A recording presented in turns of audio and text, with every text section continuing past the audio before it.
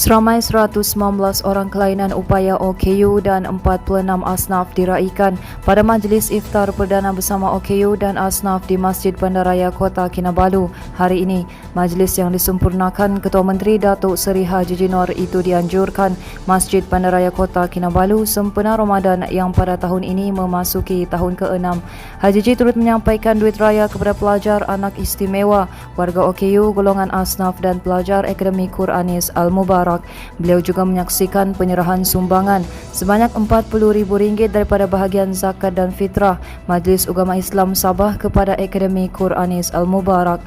Majlis Iftar Perdana itu diadakan bagi meningkatkan kesedaran orang awam dalam menyantuni anak-anak istimewa, warga OKU dan golongan asnaf di samping memberi kesempatan untuk bersedekah pada bulan Ramadan. Sementara itu, seramai 34 anak yatim dari Rumah Anak Yatim As-Sakinah diraikan hari ini dengan majlis berbuka puasa di Pusat Konvensyen Antarabangsa Sabah, Kota Kinabalu bersama Menteri Pembangunan Masyarakat dan Kesejahteraan Rakyat Sabah merangkap Ahli Dewan Undangan Negeri Tanjung Keramat, Datuk Insinyur Shah Helmi Yahya. Dalam majlis itu, sumbangan turut disampaikan kepada wakil media sebagai penghargaan atas kerjasama yang diberikan kepada kementerian. Manakala pengguna disaran supaya bijak membanding harga barangan yang tidak dikawal Kementerian Perdagangan Dalam Negeri dan Hal Ehwal Pengguna KPDN HEP bagi mengelak daripada ditipu. Presiden Persatuan Pengguna Bijaksana Pantai Barat Sabah, David Chan berkata sebelum membuat pembelian barang, pengguna disaran membandingkan harga di kedai-kedai lain juga. Katanya ini bagi mengelak daripada pengguna terpaksa membayar harga yang jauh lebih tinggi jika tidak membuat sebarang perbandingan. David turut berkata Persatuan Pengguna menerima pelbagai aduan daripada orang ramai berhubung keadaan semasa yang dihadapi pengguna. Berita jenayah, 9 lelaki termasuk seorang warga asing ditahan pasukan Gerakan Am dalam operasi di Kampung Sentosa, Batu 10, Jalan Labuk Sandakan, Kelmarin.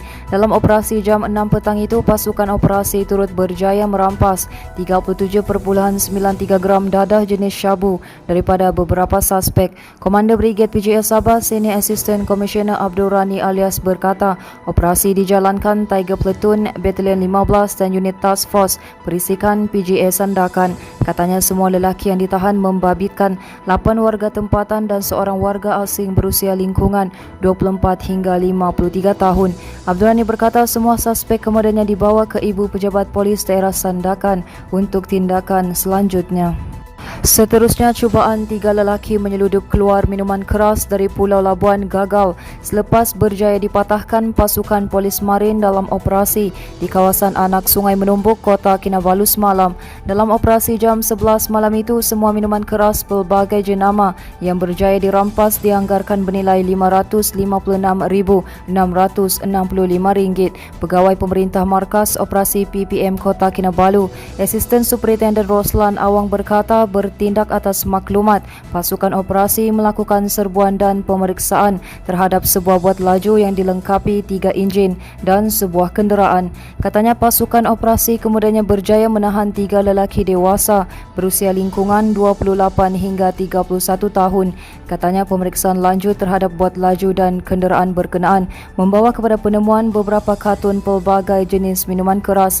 Semua minuman berkenaan didapati sedang dipunggah dari bot laju masuk ke kenderaan berkenaan. Menurutnya semua individu yang ditahan dan rampasan kemudian dibawa ke Balai Polis Menumbuk untuk tindakan selanjutnya. Teruskan bersama kami di asoka.com, berita komprehensif.